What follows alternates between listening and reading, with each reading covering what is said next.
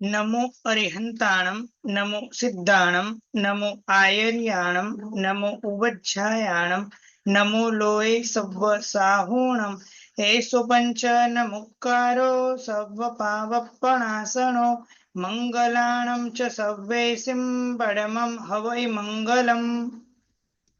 पर्वाधिराज पर्युषणની આજે થોયની આપણે વિચારણા કરીશું।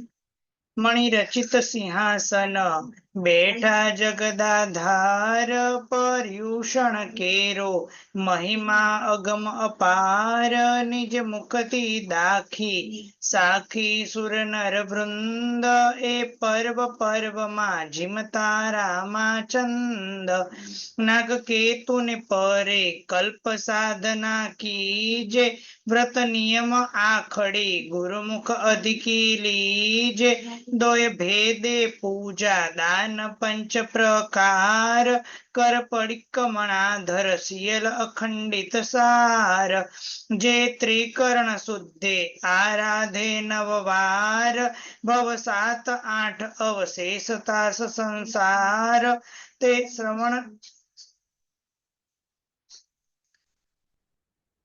एक लाइन पूछी जे त्रिकरण शुद्धे आराधे नववार भव 7-8 अवशेष सास संसार सौ सूत्र शिरोमणि कल्प सूत्र सुखकार ते श्रवण सुनीने सफल करो अवतार सौ चैत्य जुहारी खमत खामणा कीजे करी सामी वत्सल कुगति द्वार पट दीजे 28 महोत्सव चिदानंद चितलाई इम करता संग ने शासन देव सहाय। मणि रचित सिंहासन એટલે કે પરમાત્માનું જે સિંહાસન મણિથી યુક્ત છે, એ મણિથી જડિત છે। મણિ અને રત્નથી જડિત એવા સિંહાસન ઉપર જગત આધાર જગતના આધાર સ્વરૂપ એવા વીર પરમાત્મા એ સિંહાસન ઉપર બેઠા છે અને સિંહાસન ઉપર બેઠેલા એવા વીર પ્રભુ पर्यूषण केरो એટલે पर्यूषण केरो એટલે નો पर्यूषण केरो એટલે पर्यूषण નો महिमा अगम्य अपार जे जाणी न शकाय एवो અને અપાર એટલે જેનો કોઈ પાર નથી એવો આ પર્વાધિરાજ પર્યુષણનો શું છે તો કે મહિમા છે। નિજ મુખથી દાખી આ પરમાત્માએ પર્યુષણનો મહિમા એ પોતાના મુખથી દાખી દાખી એટલે પરમાત્માએ આ પર્યુષણનો મહિમા પોતાના મુખથી કહ્યો છે। સાખી સુરનર વૃંદ આ પરમાત્માએ પર્વાધિરાજ પર્યુષણનો જે મહિમા કીધો એના સાક્ષી કોણ છે તો કે સુર નર વૃંદ સુર એટલે દેવતા નર એટલે મનુષ્ય અને વૃંદ એટલે એનો સમૂહ ટોળું કે આ પરમાત્માએ મહિમા જે પોતાના મુખથી કીધો છે એના સાક્ષી કોણ છે તો કે સુર એટલે દેવતા અને મનુષ્યના વૃંદ જેના સાક્ષી છે। આ પર્વ કેવું છે તો કે એ પર્વમાં જે પર્વમાં પર્વ જેમ તારાઓમાં જેમ ચંદ્ર એમ પર્વોમાં આ શ્રેષ્ઠ એવું પર્વ છે। મણિથી યુક્ત એવા સિંહાસન ઉપર જગતના આધાર સ્વરૂપ એવા મહાવિષ્ણુ ભગવાન બેઠેલા છે અને મહાવિષ્ણુ ભગવાન જે છે એ શું કરે છે તો કે પર્યુષણ કેરો મહિમા જે અગમ્ય છે સહજતાથી જાણી ન શકાય એવો અને અપાર એવો મહિમા કહે છે। નિજ મુખથી દાખી એટલે કે પોતાના મુખથી દાખ્યું છે કીધું છે અને એના સાખી એટલે એના સાક્ષી કોણ છે તો કે સુર નર વૃંદ દેવ અને મનુષ્યના વૃંદ જેના સાક્ષી છે। એ પર્વમાં જીમ તારામાં ચંદ એ પર્વમાં શું છે એટલે કે જેમ તારાઓમાં ચંદ્ર શ્રેષ્ઠ છે એમ પર્વમાં શ્રેષ્ઠ પર્વ કોણ છે તો કે પર્વાધિરાજ પર્યુષણ છે। નાગ કેતુને આની અંદર મણિરચિત સિંહાસન બેઠા જગદા ધાર, આની અંદર એક પરમાત્માની થોય જોવા જાઓ તો જગતના આધાર સ્વરૂપ એક તીર્થંકર પરમાત્મામાં કોઈ નામ લખ્યું નથી, પણ મહાવિષ્ણુ ભગવાન આપણે લઈ શકીએ છીએ, એટલે એક તીર્થંકર ભગવાનની સ્તુતિ થઈ. નાગ કેતુની પરે કલ્પ સાધના કીજે, એટલે કે નાગ કેતુ જે છે એની પરે, એટલે કે નાગ કેતુએ જેમ પર્વાધિરાજ પર્યુષણની અંદર અઠમની સાધના કરી એ પ્રમાણે કલ્પસૂત્રની આપણે પણ સાધના કરીએ, એટલે કે નાગ કેતુની જેમ કલ્પસૂત્રની સાધના કીજે. વ્રત નિયમ આખડી, વ્રત એટલે વ્રત, નિયમ એટલે નિયમ, આખડી તે દેશ અને કાળની અંદર કેટલાક લોકો વ્રત બોલે છે, કેટલાક લોકો નિયમ બોલે છે, કેટલાક લોકો આખડી બોલે છે, બધા એક જ અર્થ છે. ગુરુમુખ અધિકી લીજે, પર્વાધિરાજ પર્યુષણ આવ્યું છે તો ગુરુના મુખે આવા વ્રત, નિયમ, આખડી એ બધા ગુરુના મુખે લેવા જોઈએ અને આપણે પણ લઈએ. દોય ભેદે પૂજા, પૂજા બે પ્રકારની, એક દ્રવ્ય પૂજા અને ભાવ પૂજા, એ બંને પૂજા. દાન પંચ પ્રકાર, દાનના 5 પ્રકાર. હવે ફરી આપણને એક જિજ્ઞાસા થશે કે દાનના 5 પ્રકાર કયા? તો કે અભય દાન. પહેલા નંબરનું કયું દાન છે? અભય દાન છે. કોઈ પણ જીવ હોય એને અભય, એટલે કોઈ પણ જીવને દાખલા તરીકે બાંધેલો હોય એને જેલ, એટલે કે જેલમાં નાખવાનો હોય, સૂળીએ ચડાવી દેવાનો હોય અને એને એમ કહેવામાં આવે કે ભાઈ જા, તને અભયદાન, તું મુક્ત છે, એકદમ ખુશ થઈ જાય. એક ઉદાહરણ આવે છે, સુલભ ચરિત્રાણી નામનો એક ગ્રંથ છે, અને સુલભ ચરિત્રાણી નામનો ગ્રંથ છે, અને એ ગ્રંથની અંદર સરસ મજાની વાર્તા લખેલી છે. શોર્ટમાં કહું તો એક ચોર છે, એને ગુનો કરેલો છે, એટલે એને શું કરેલો છે તો ગુનાની અંદર એને પકડેલો છે, અને રાજાની 4 રાણી એમ કે આને એક કામ કરી, આને હું ઉપકાર કરું. એમાં એક વ્યક્તિ એને સરસ મજાનું ખવડાયું, બીજી રાણી જે હતું એને શું કર્યું તો કે ખવડાયું, પીવડાયું, નવડાયું, ધોળાયું, નવા કપડા આપ્યા. બીજો જે ત્રીજી રાણી હતી એને ઘણું બધું આપ્યું, પણ ચોથી રાણી જે હતી એના પાસે કાંઈ નતું. એટલે રાજાને એને કીધું, રાજા એક કામ કરો, આને અભયદાન આપો. અને પછી રાજાએ પૂછ્યું કે આમાં સૌથી સારો ઉપકાર કોણે કર્યો? તો કે ચોથી રાણી મને અભયદાન આપ્યું, કારણ કે જ્યાં સુધી મને મૃત્યુનો ભય હતો ત્યાં સુધી મને કોઈ જ વસ્તુમાં આનંદ આવ્યો નહીં, એટલે અભયદાન એ શ્રેષ્ઠ દાન છે. પછી આવે છે સુપાત્ર દાન. યોગ્ય એવા જે પાત્ર જીવો હોય એને શું કરવું તો કે પાત્ર જીવો હોય એને આપણી વસ્તુ એ આપવું, સુપાત્ર દાન. એટલે વસન, પાન, ખાદીમ, સ્વાદીમ, વસ્ત્ર, ઉપધિ આદિ જે આપવું એને સુપાત્ર દાન કહેવાય છે. પછી આવે છે અનુકંપા દાન. સામે કોઈક એવો જે છે દુઃખી જીવ જોયો અને દુઃખી જીવને જોઈ અને અંદર અનુકંપા થઈ અને આપણી પાસે જે કઈ દ્રવ્ય હતું એમાંથી કંઈક એને આપ્યું, તે છે અનુકંપા દાન. ચોથા નંબરનું છે ઉચિત દાન. કોઈ યોગ્ય વ્યક્તિ હોય, પોતાના નોકર ચાકર વગેરે હોય, કાં તો પછી એને કોઈ સારા આપણને સમાચાર આપણને આપ્યા કે પ્રભુ પધાર્યા છે, ગુરુ ભગવંત પધાર્યા છે, અને આપણે જે દાન આપીએ તે ઉચિત દાન છે. અને 5મા નંબરનું કે છે કીર્તિદાન. પોતાની કીર્તિ વધે એના માટે જે દાન આપે કીર્તિદાન.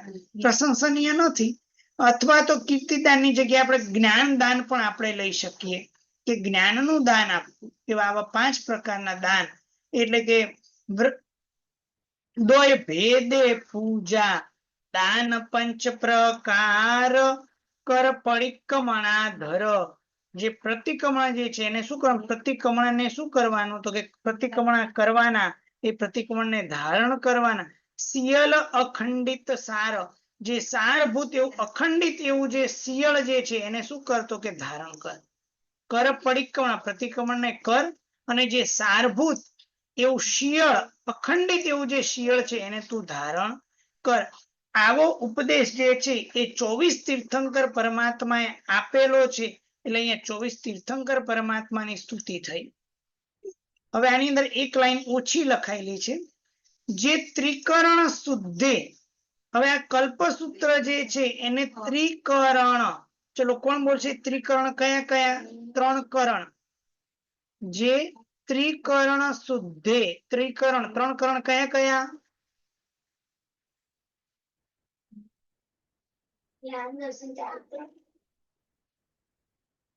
જે ત્રિકરણ, સર મન વચન કાયા, હા, મન વચન અને કાયા, જે ત્રિકરણ શુદ્ધે આરાધે નવવાર.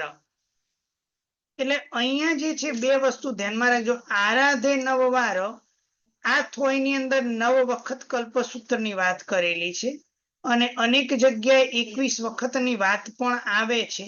જે મન વચન અને 2 પ્રકારના પાઠ આપણને મળ્યા.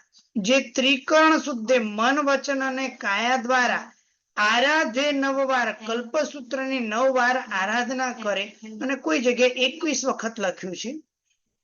ભવ 7 8 અવશેષ તાસ સંસાર, એટલે ભવ એટલે કે કલ્પસૂત્રની આરાધના કરી હોય, પણ અહીંયા કલ્પસૂત્રની આરાધના કેવી લેવાની?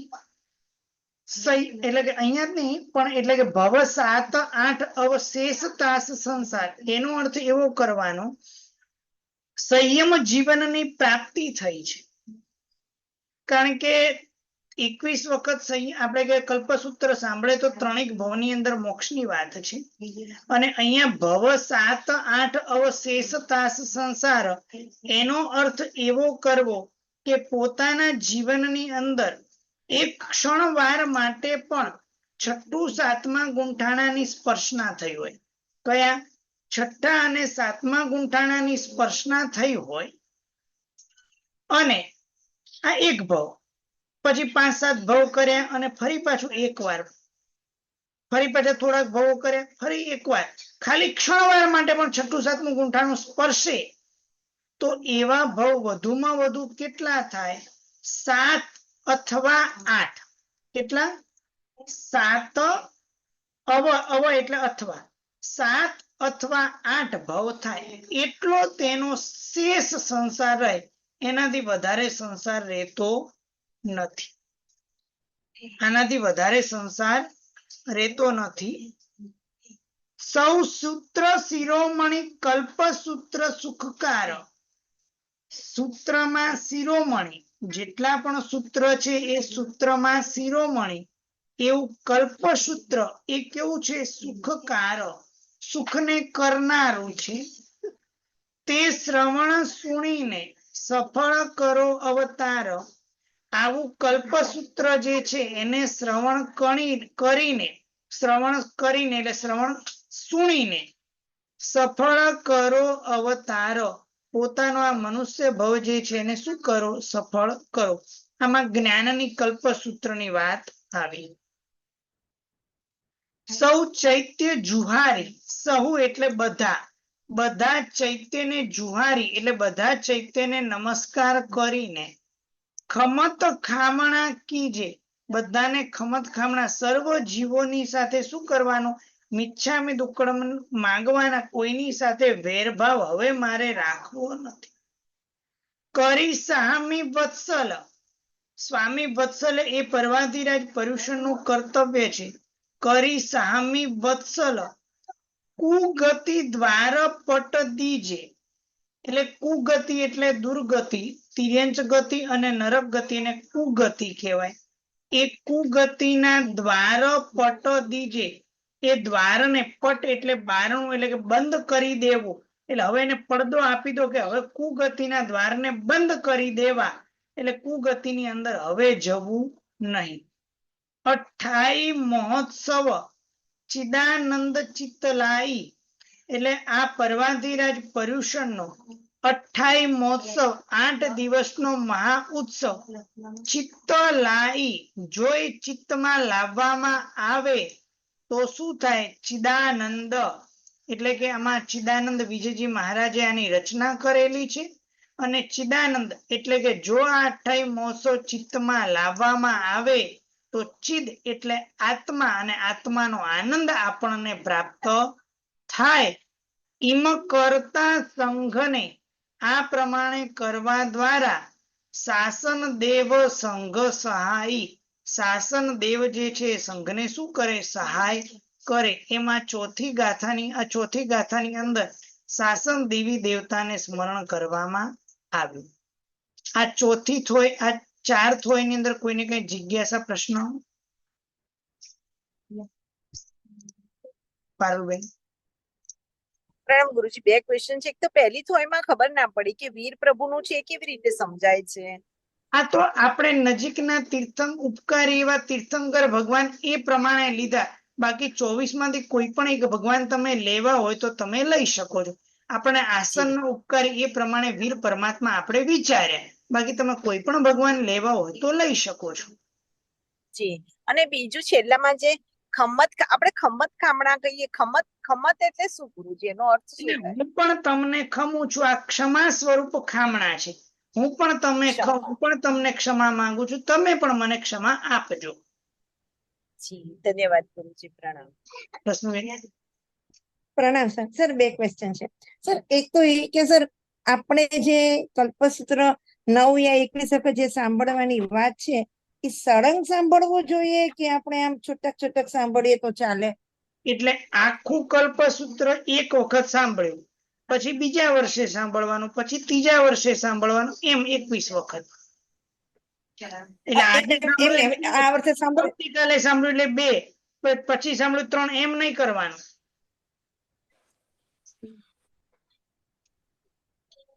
પછી મેં 3 વર્ષ સાંભળ્યું અને પછી એકાદ વર્ષ છૂટી ગયું તો? હા, તો એનો વાંધો નથી, પણ 21 વખત સાંભળવાનું અને જે સાંભળ્યું એ પોતાના જીવનમાં લાવવા માટે પ્રયત્ન કરવાનો. અચ્છા.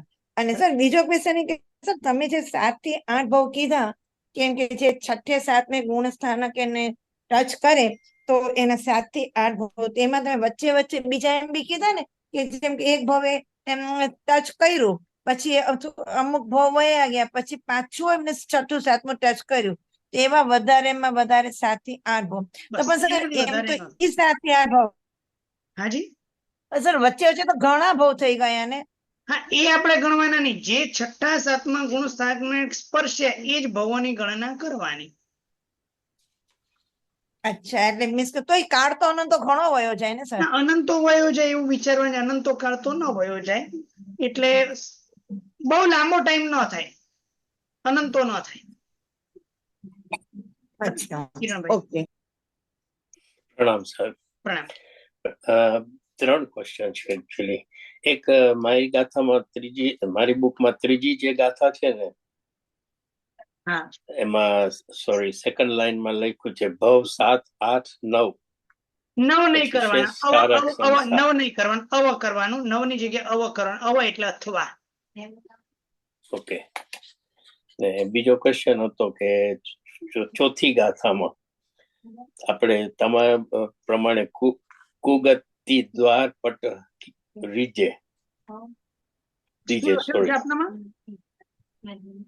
દીજે ને કીજે, એમાં ફેર શું આવે?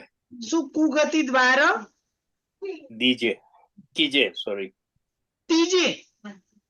હા, ક ત્રીજે ના આવે, દીજે. દીજે એટલે આપવું. કુગતિના દ્વારને બંધ કરવું એટલે દીજે આવે. દીજે. ને ઓલું, સોરી, એક રહી ગયો. બીજી ગાથામાં કર પડિકમણા ધર શિયલ અખંડિત ધાર. એમાં વાંધો નથી, કારણ કે કર પડિક્રમણા ધર જે લખ્યું છે એટલે અહીંયા સાર વધારે અર્થ બેસે છે. ઓકે. એટલે મારી બુકમાં એવી રીતના કર પડિકમણા ધર શિયલ અખંડિત ધાર. સ્મિતાબેન. Thank you. સર પ્રણામ. સર, આપે 5 દાન કયા ને એમાં અભયદાન, સુપાત્ર દાન ને ત્રીજું દાન કયું? પહેલા નંબરમાં અભયદાન, બીજું સુપાત્ર દાન, અનુકંપા દાન, ઉચિત દાન અને કીર્તિદાન. અથવા કીર્તિદાન ને અપ્રશસ્ય ગણીને લેવું હોય તો જ્ઞાનદાન લઈ શકાય. અચ્છા, હા, પ્રણામ સર. કાંતિભાઈ. પ્રણામ ગુરુજી. આપ આટલું સુંદર રીતે આપણું વર્ણન કરી રહ્યા છો પર્યુષ પર્વનું. તો મારા મનમાં સવાલ એ પ્રશ્ન ઉભો થયો કે નોર્મલી જે આપણે પર્વ વાર તહેવાર ઉજવીએ છીએ તો એની પાછળ કઈ ને કઈ ઘટના હોય છે ને આપણે એને ઉજવીએ છીએ. તો પ્રશ્ન ઉભો થયો કે આ જ્ઞાની પુરુષોના એવું તે શું મનમાં સૂઝ્યું કે જે વિચાર આવ્યો કે આપણે આ દિવસો છે પર્યુષ પર્વ તરીકે આપણે ઉજવીએ, તો એની પાછળ કારણ શું છે સાહેબ? સામાન્યથી એક સમજી શકાય કે આ કાળમાં જે છે ને એ આપણને વિશિષ્ટ પ્રકારના ભાવોલ્લાસ પ્રગટ થઈ શકે છે, આરાધનાને માટે ઉત્સાહ જાગે છે. આ દિવસો સહજતાથી આપણને ઉત્સાહ જાગી શકે છે, એટલે એ કારણ. બીજું જે છે, મહાપુરુષો ભગવાને છેક આપણને કીધેલું છે કે સાધુ ભગવંતોને આ કલ્પ શ્રવણ કરવાની વાત છે પર્વાધિરાજ પર્યુષણની અંદર. અને ધ્રુવસેન રાજા પછી જે પ્રસંગ બન્યો ત્યાંથી સકળ સંઘની સામે આ કલ્પસૂત્રનું વાંચન થયું.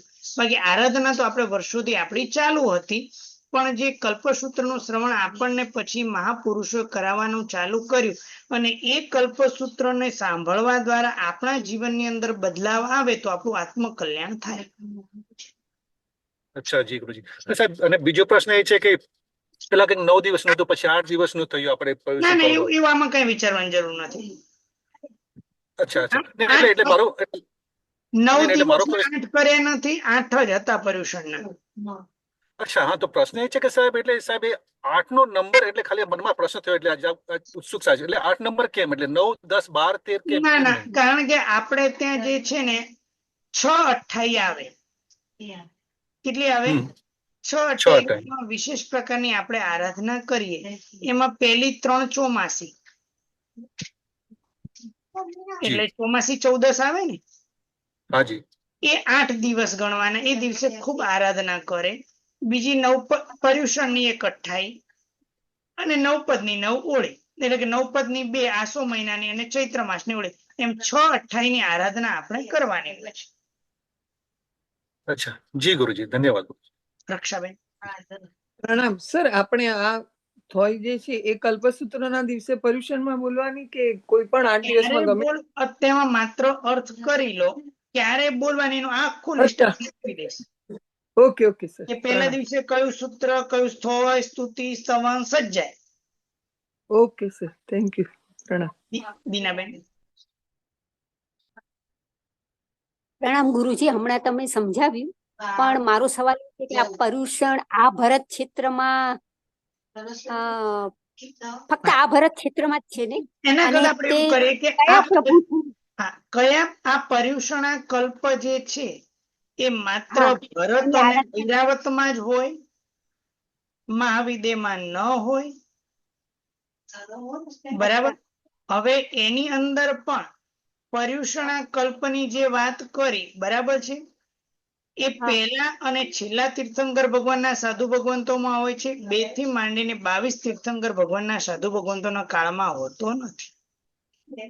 અચ્છા, એટલે કે ઐરાવત ક્ષેત્રમાં પણ હોય છે આપણા ઐરાવતમાં બંનેમાં, ભરત ઐરાવત બંનેમાં હોય, મહાવિદ્યમાં નહીં. જંબુદ્વીપના ને ફક્ત? હાજી, ભરત અને ઐરાવતમાં જ. ઓકે, આભાર ગુરુજી. દરેક જણને હું જિજ્ઞાસુને ખાસ કહીશ, માત્ર આ થોય સંબંધી જ પ્રશ્ન કરજો. આપના કોઈ પણ પ્રશ્નપત્ર સોલ્યુશનના જવાબ અહીંયા પૂછતાની ખાસ વિનંતી છે. હાજી નીના. પ્રણામ સર. પ્રણામ. પ્રણામ સર. સર, મને 6 થી 7મું ગુણસ્થાનનું જરા કહેશો? હવે એ ગુણસ્થાનકનું વર્ણન જે છે એ તેવા આગળના ક્લાસોમાંનું વર્ણન કરેલું કે 14 ગુણસ્થાનક છે. ગુણોની તરતમતા એનું નામ છે ગુણસ્થાનક. ગુણોની તરતમતા એનું નામ ગુણસ્થાનક. અલગ અલગ ગુણોની ભૂમિકા છે. આટલા ગુણ, આટલા ગુણ, આટલા ગુણ. એ પ્રમાણે 6થા નંબરનું ગુણસ્થાનક અને 7મા નંબરનું ગુણસ્થાનક જે છે એ સાધુ ભગવંતને આવે. એટલે કે પ્રમત્ત સંયત અને અપ્રમત્ત સંયત ગુણસ્થાનક, એને સ્પર્શ કરવાનો. આનું વિસ્તારથી વર્ણન જે છે આપણે બીજા કર્મ ગ્રંથમાં આવશે. હા, ઓકે સર. પ્રણામ. Thank you. જ્યોતિબેન.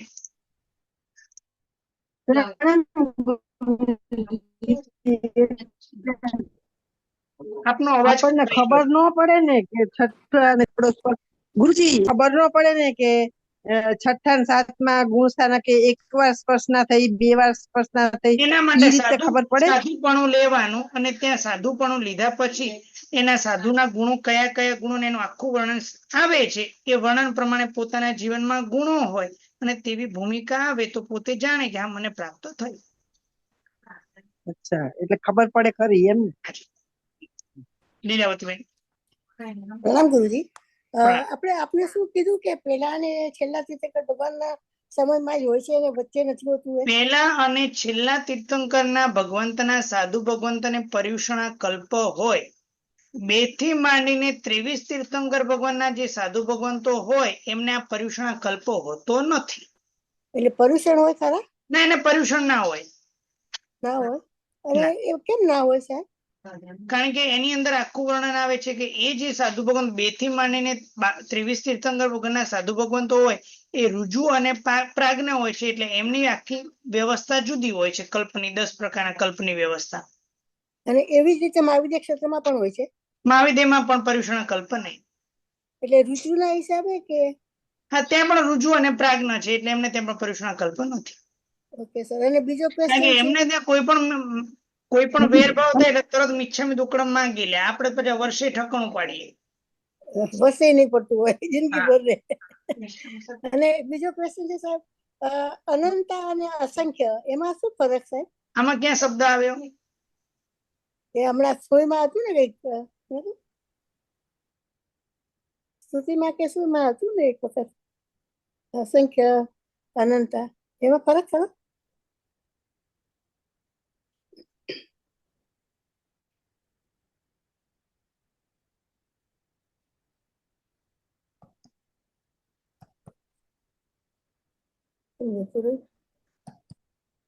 પ્રણામ સર. સર, આમાં પેલું નાગકેતુના તપનો મહિમા જે કહ્યું છે એનું શું વિશેષ કારણ? કે તપ તો ઘણા કરતા હોય.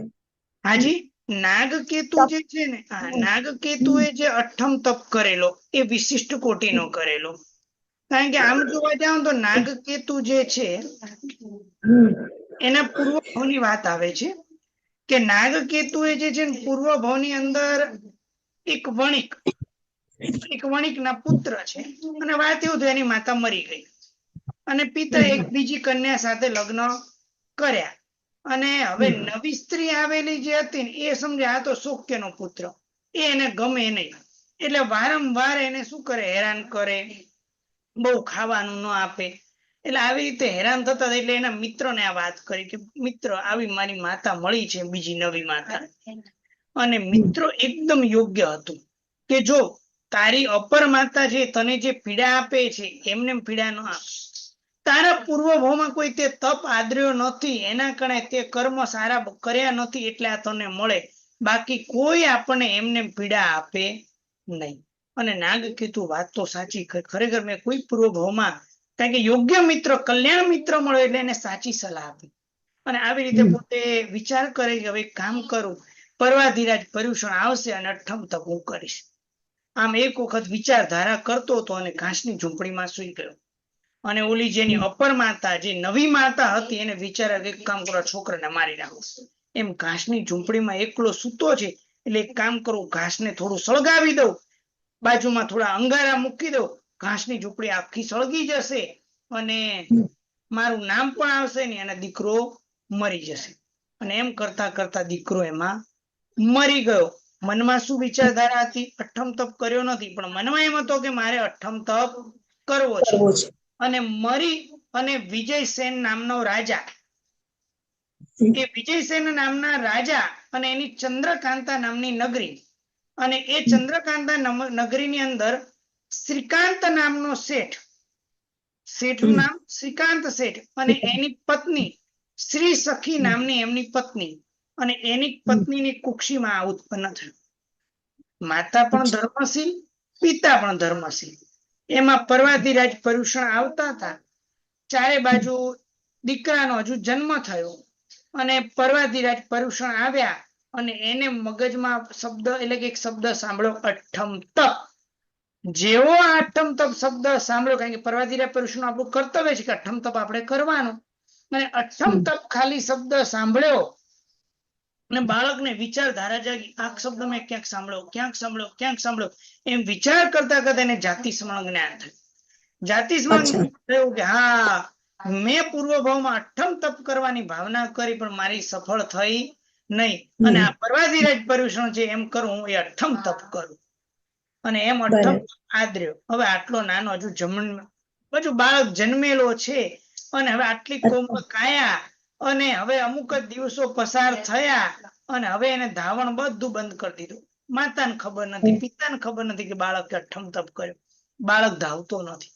માતા પિતા અનેક ઉપચાર કર્યા, ન પીવે દવા, ન પીવે ધાવણ, કાંઈ ન કરે, અને એમ કરતા કરતા બાળક મૂર્છા પામ્યો અને લોકો સમજ્યા મરી ગયો. અને નાનો બાળક હતો એટલે મરી ગયો એટલે એને જમીનમાં દાટી દીધો. જમીનમાં દાટ્યો અને આ બાજુ પિતા જે હતા એ પિતાને આઘાત લાગ્યો, કારણ કે આવા કેટલી માનતાઓ માનીને એમ કરતા કરતા પુત્ર થયો અને આ બાજુ એના પિતા મરી ગયા. હવે નિર્ધનીઓ હોય એ વખતનો તે રાજાનો નિયમ એવો કે જેની પાસે દીકરો ના હોય અને પિતા મરી ગયો, નિર્ધનીયનું બધું ધન કોણ લઈ લે? રાજા લઈ લે. એટલે રાજા બધું ધન લેવા આવ્યો અને જેવો આ ધન લેવા આવ્યો અને ત્યાં આ અઠ્ઠમ તપના પ્રભાવના કારણે ધર્ણેન્દ્રનું આસન કંપાયમાન થયું અને કંપાયમાન થયું અને આવ્યા અને ઉપયોગ ભૂમિમાંથી જે બાળક હતો એ બાળકને અમૃત છાંટી દીધું અને બાળકને આશ્વાસન આપી દીધું અને ધર્ણેન્દ્ર બ્રાહ્મણનું રૂપ ધારણ કરીને આવ્યા. રાજસેવકો ધન લેવા જતા હતા અને અટકાવ્યા કે નહીં લેવાનું. રાજા પોતે આવ્યા, બ્રાહ્મણને પૂછ્યું અને ત્યારે કે અમારો નિયમ છે કે જેને પુત્ર ન હોય પિતા પણ મૃત્યુ પામે એનું ધન અમે લઈએ. બ્રાહ્મણ એટલે ઇન્દ્ર અહીંમાં રાજા છે કે બ્રાહ્મણ કહે કે રાજન, તમારે તો અપુત્રિયાનું ધન ગ્રહણ કરવાનું, પણ આનો પુત્ર તો જીવે છે. એટલે રાજાએ પૂછ્યું ક્યાં જીવે છે? ભૂમિમાંથી બહાર નીકાળ્યો, જીવતો બતાવ્યો. બધા લોકો આશ્ચર્ય પામી ગયા, હા આવું? આ બાળક કોણ? પછી બ્રાહ્મણે કીધું કે હું નાગરાજ ધર્ણેન્દ્ર છું. આ બાળક આત્માએ અઠ્ઠમ તપ કર્યો અને એના પ્રભાવે હું એની સહાય આવ્યો હતો. એટલે જે રીતે આ પછી આગળ ઘણી બધી વાર્તા આવે છે કે ભાઈ આ લઘુકર્મી જીવ છે, આને તમે સંભાળજો, ભવિષ્યમાં નગરીનું રક્ષણ કરશે અને કરે છે. બરોબર. એટલે અહીંયા પણ વાત એ ચાલે છે કે નાગકેતુએ શું કર્યો તો કે આવો સરસ મજાનો અઠ્ઠમ તપ કર્યો અને કલ્પસૂત્ર એટલે કે કલ્પસૂત્ર પર્વાધિરાજ પર્યુષણનો અઠ્ઠમ તપની આરાધના જે રીતે કરી એ રીતે તમે પણ બધા કરજો. બરાબર. નવજાત શિશુ હતા ને કર્યું હતું એટલે બરાબર. રશ્મિબેન. પ્રણામ ગુરુજી. Thank you. સર 2 ક્વેશ્ચન છે. હા, બોલો. સર, જયારે કલ્પસૂત્રનું વાંચન સંઘ આગળ ન થતું ત્યારે પચોતરમાં શેનું વાંચન થતું હતું? એટલે એ સમયે બીજા કોઈ વિશિષ્ટ ગ્રંથોનું, કયા ગ્રંથોનું વાંચન થતું એવું લખેલું આપણને મળતું નથી, પણ એ વખતે વિશિષ્ટ બાકીના ગ્રંથોનું મહોત્સવ વગેરે થતા હોય. કલ્પસૂત્ર બીજા કોઈ શ્રેષ્ઠ ગ્રંથોનું વાંચન થતું હોય. એટલે બધા સંઘમાં અલગ અલગ થાય ને, આમ એક જ વાંચન એ વખતનો સુનિયમ આપણને ખબર નથી એટલે આપણે કહી ના શકાય કે અલગ અલગ ગ્રંથો કે શું હતા, એવું હું ન કહી શકું આપને. અચ્છા. સર, નાગકેતુની જે આપે વાત કરી તો નાગકેતુ જયારે એટલો નાનો હતો તો એને અઠ્ઠમ શબ્દ કાને પડે તો એટલો છોકરો એટલું સાંભળે કે સમજે બી નહીં, તો એને એ કેવી રીતે થયું? શું કહો છો? સર, જયારે નાગકેતુ અઠ્ઠમ શબ્દ એને કાને પડ્યો ત્યારે એ બાળક તો બહુ નાનો હતો, તો એટલા નાના બાળકને તો અઠ્ઠમ સાંભળે તો બી સમજે એટલી તો સમજણ શક્તિ પણ ના હોય ને. જાતિ સ્મરણ જ્ઞાન થાય ત્યારે સમજણ શક્તિ આવી જાય. પણ સર, એ તો પછી તેથી જયારે એને મનમાં મંથન ચાલે છે ત્યારે મંથન ચાલ્યું, એને કાનથી શબ્દ સાંભળ્યો અને આ શબ્દ મેં ક્યાંક સાંભળેલો અને એના દ્વારા મનોમંથન ચાલ્યું. કારણ કે નાના બાળકને પણ મન હોય. કેમ? કારણ કે ભગવાન જેવા ભગવાને પણ ગર્ભની અંદર શું કરેલું છે? મન છે ને. ભગવાને અભિગ્રહ લીધો કે ન લીધો? અભિમન્યુ વાત કે માતાના ગર્ભની અંદર બાળક ઘણું બધું શીખી જાય છે. બહાર આવેલો બાળકની પાસે વાચા શક્તિ નથી, સમજણ શક્તિ તો છે. જે જોવે છે ઘણું બધું પામી જાય છે. એટલે એવડું નાનક બાળક બી સાંભળે તો સમજે ખરા? સાંભળી શકે, સમજી શકે. અચ્છા, બરાબર. ઓકે. જ્યોતિબેન. પ્રણામ.